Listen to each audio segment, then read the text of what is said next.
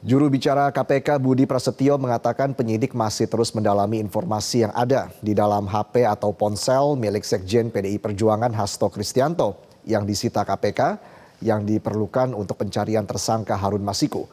Menurut peneliti Pusat Kajian Anti Korupsi Indonesia atau PUKAT Universitas Gadjah Mada, Zainur Rohman, penyitaan ponsel ini tidak melanggar prosedur. Tentunya penyidik masih akan terus melakukan pendalaman, pelacakan informasi dan komunikasi yang ada di dalam HP tersebut, sehingga informasi-informasi yang dibutuhkan oleh penyidik dalam pengungkapan perkara ini ataupun dalam upaya pencarian dari DPO HM bisa kemudian mendapatkan titik terang ataupun informasi tambahan, sehingga puzzle-puzzle yang sebelumnya mungkin belum terisi oleh informasi ataupun keterangan, harapannya kemudian bisa terkumpul sebuah keterangan yang kemudian bisa istilahnya melancarkan pencarian dari keberadaan HM sebagai DPO KPK.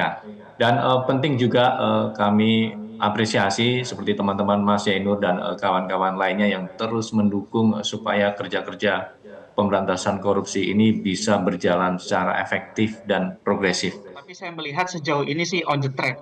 Saya katakan Oke. demikian, kenapa? Karena misalnya ketika ada challenge dari Pak Hasto dan tim kuasa hukumnya soal prosedur penyitaan, saya termasuk yang berpendapat bahwa sejauh ini saya belum melihat adanya pelanggaran prosedur. Kenapa? Oke. Karena barang yang bisa disita itu adalah yang dikuasai oleh siapapun selama barang itu hasil pidana, alat pidana maupun terkait dengan pidana. Sehingga ketika barang itu misalnya dikuasai oleh ajudan atau dikuasai oleh orang lain, kemudian dilakukan penyitaan oleh penyidik, bukan Oke. langsung kepada saksi, itu tidak ada satupun prosedur hukum yang dilanggar. Dari sisi izin, itu juga berbeda. Di dalam KUHP memang penyidik itu wajib izin kepada KPN, Ketua Pengadilan Negeri. Tetapi di dalam Undang-Undang KPK, itu tidak lagi dibutuhkan izin karena bersifat lex specialis.